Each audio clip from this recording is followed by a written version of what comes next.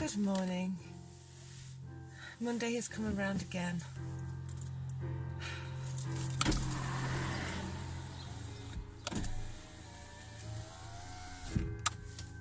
It's a bit of a chilly one. Well, it's 9 degrees, so that's like not that chilly. I've got my fingerless gloves. Right, let's do it. Let's go to work and talk rubbish. Right. Okay. See, now my car was facing the right way around because yesterday I came back from that direction. So I was able to park it in the optimum position for heading to work today. Now, I was coming back from an emotional weekend. Whoa, birdies. On Friday night, I headed down to Telford to go to Makeup Con. Well, Unique do this big event, big training event really for presenters, and my teammates were going to be there and stuff. So even though I'm kind of brand new and still working out whether or not it's just for the free makeup, I figured I would go and meet them. And I thought, I don't like to say no to opportunities because I think every opportunity comes into our path for a reason. So I headed down to Telford. I stayed in a youth hostel. So it's like 38 quid for 2 nights, and I figured that would, save me on driving 3 hours, there and back. 3 hours there and 3 hours back in one day after a long day. Oh God, these cars just keep on coming. Snip through there. So yeah, I headed down, stayed at a lovely youth hostel, but I only got there at like 11, just quite late, because I went to, I dropped someone else off as well, picked someone up in Manchester, because I figured I'm passing anyway, and she was struggling to get there and didn't know what to do, so I gave her a lift. She was lovely. There's a reason that I met her, I'm sure. Then I went to the hotel that all my teammates were staying at, and I put some henna on someone, and we did a live, and we had a big chat and everything, and that was nice meeting them. And then I headed over to the hostel, trying to get there before 11, because that was when check-in shut. I got there at like 3 minutes past, and the guy at the door pretended I was in the wrong place before laughing at me, laughing at my despair. Evil, quite liked him. So then I go up to my room 16, and I knew it was a dorm, a ladies' dorm. I thought, I don't know how many people are going to be in here, how many beds. And I got in, and there was just one lady, and she was like, oh, I'm like, oh, hello, you've got me. She goes, oh, I thought I was going to have the place to myself. And she was lovely. Ended up staying up till 1 in the morning, talking through our life stories. This lady was an older lady, about my mum's age, I think. She'd been a policewoman for 17 years of her life. She was retired now and lived in Fishguard in the middle of nowhere, and was heading up to a party in Blackpool the next day. So she'd had a nice stop-off point, and she got a camper van, and she was exploring the real world after living in Fishguard for years and feeling isolated. So she was going to different things, and she was intrigued by the fact that me and my mum just kind of decided we were going to do stuff and would go off and do stuff, and she seemed like she was that kind of person too. So yeah, I liked her, but the conversation went towards domestic violence and abuse. I don't think I've talked about this on here, but most people probably know from posts I've put on Facebook and stuff. I don't hide about the fact that I'm a domestic violence and sexual violence survivor. Okay, I don't hide that. I don't feel ashamed. It wasn't my choice that happened to me, but I don't see why I should hide the fact that it has happened, and maybe give people hope that you can get yourself out of that situation and you can actually be better than before. That is why I don't hide it. It's part of me at the end of the day. I don't hide my love of puns either. Even though that's probably more uncomfortable to hear than my stories about rape. Anyway, oh, just realized my hair and my gloves are totally coordinated. Anyway, that's not relevant. So basically, I was up till 1 o'clock. I was really hard-hitting conversations with this lady because she'd got a past as well, and she'd also worked closely with domestic violence survivors and all this kind of thing. So we had some quite heavy conversations. Got up the next day, go to this event.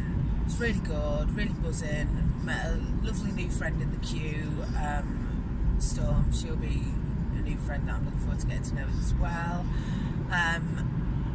Then there was a couple of speakers that proper resonated with me. There was someone talking about her domestic violence kind of story, and there were so many parallels, and it probably punched me in the stomach really. Flashbacks, PTSD stuff kicked in. I was shaking all over, and my brain was just like, and then my self-esteem just plummeted. It's bizarre. I wasn't ready for that. I just wasn't ready for how I felt. And then I was back to being old me, reframing everything in a way that made me feel rubbish about myself and made me feel insecure, and I hated it. I hated it. And there was also a speaker about the Unique Foundation, and they're setting up a new scheme which will help, so you can help sexual abuse survivors in your area, like support groups and things. And I thought, yeah, this is why I'm here. I need to do this. So I'm starting to look into that. There was lots of things. And I finished at the convention. I said goodbye to my friends, and I went to go to Asda to find something to eat, but I broke down in the car. Not broke down as in my car broke down. I broke down.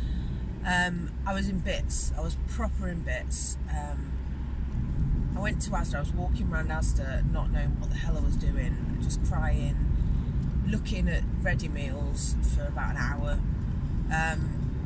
I finally managed to. I messaged my friends, and they kind of picked me back up and gave me the strength to buy a ready meal.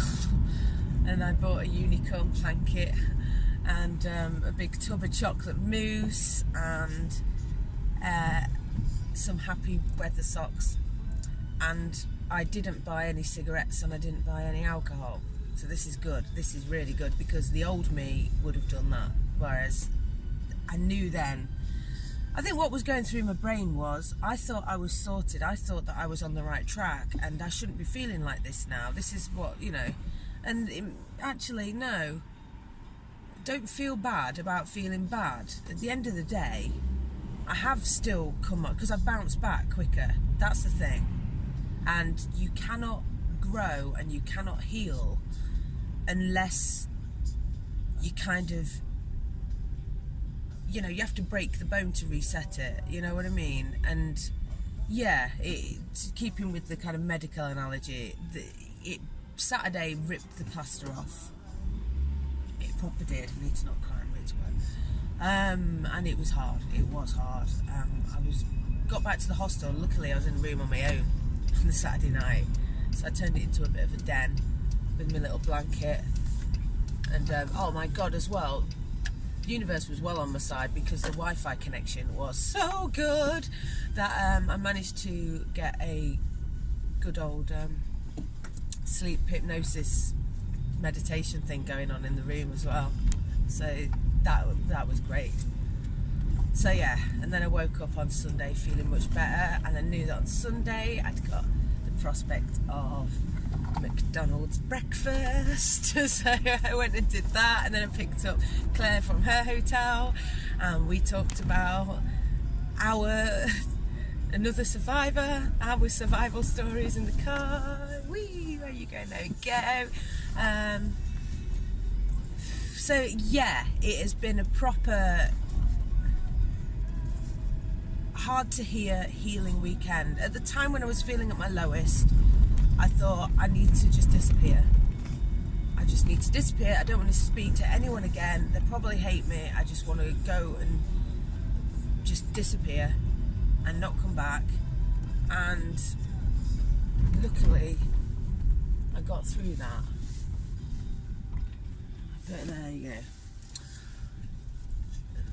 That's to all the people who think I'm just annoyingly happy all the time. No, I do sometimes cry in Asda.